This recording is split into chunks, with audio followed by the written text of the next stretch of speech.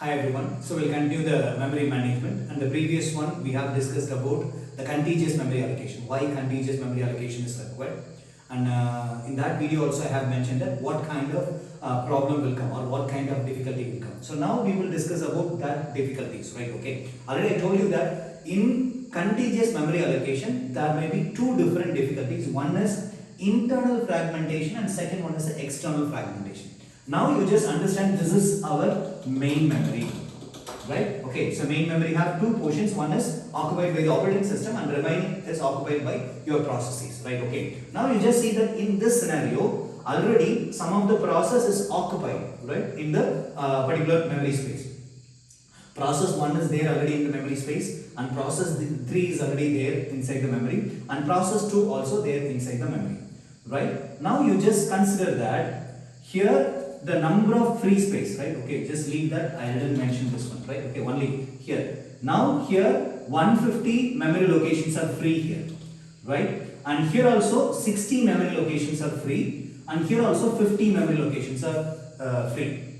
Now this is the total number of memory locations free, right? Now there are two different processes are coming for the execution, that is P4 and P5. So P4 requires 40. So now it is coming first and first out. If you are using first and first out, then automatically it comes to the memory location 150, right? If you are checking in the first order, in the from top to bottom, then this will be the first location. Then automatically this 40, that is P4, may be occupied here, right? But it may occupy as a whole. It may occupy as a whole, not the partition, right? The whole memory, whole partition will be allocated for P4. But what is the whole size? Whole size is 150 location. Right. Now what is required? 40.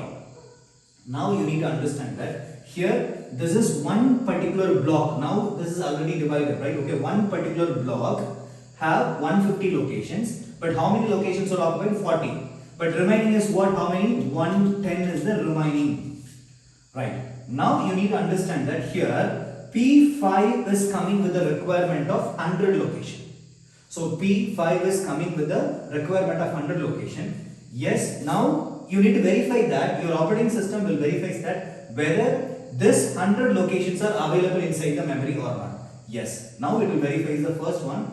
Now here the first location will be verified, that is 110 locations are available.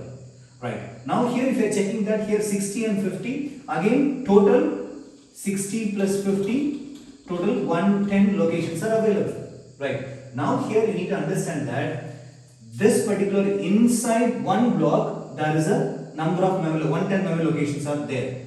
But here already in that particular block the P4 process is occupied. Right. So if the one process is already there in a particular block, no other process will not be allowed to the particular memory location by the operating system.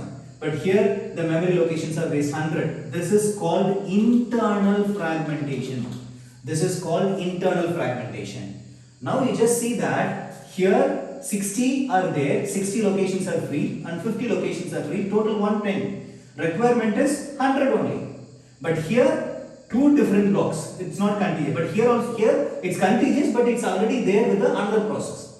But here these two blocks combinedly you can have 110, but requirement is only 100. Now this particular one is called external fragmentation. This particular difficulty is called external fragmentation. Right? In this video we have discussed only two, right? Two difficulties with the contiguous memory allocation. Right? Okay. One is internal fragmentation and second one is the external fragmentation. Inside the block, inside the one memory block, if the required amount of memory locations are there, but that particular whole block is occupied by some other process, is called internal fragmentation. Now here two different memory blocks are free. But if you are adding both the blocks, then you can get the requirement of new process, but this is not contiguous. So this is called external fragmentation.